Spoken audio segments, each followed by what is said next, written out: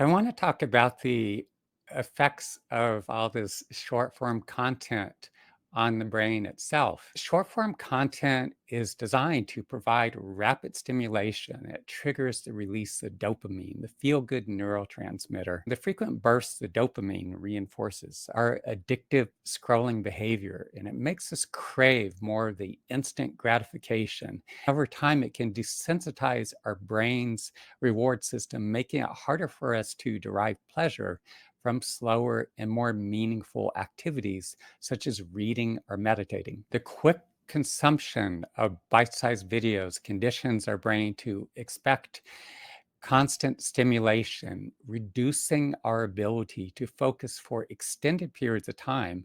And this affects the neural pathways responsible for sustained attention and focus, making tasks that require deeper cognitive engagement, such as reading or critical thinking, more difficult.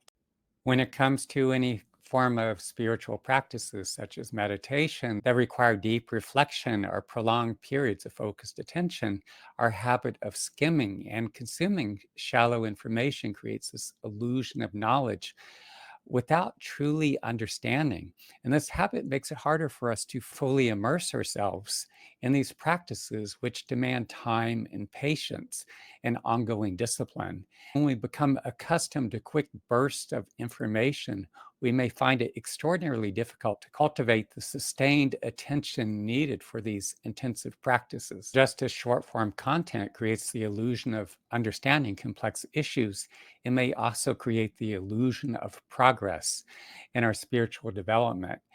We might feel as though we're achieving something by watching a quick video on mindfulness or meditation, but without consistent and deeper practice, we're not actually making any significant progress because true spiritual development requires sustained, deep engagement with our inner life, something that short form content will never provide. I have for many years been seeing the effects that all this digital content has been having upon people. In years past, there was greater self awareness and connection to one's emotions and bodily sensations, greater connection to one's inner state of being.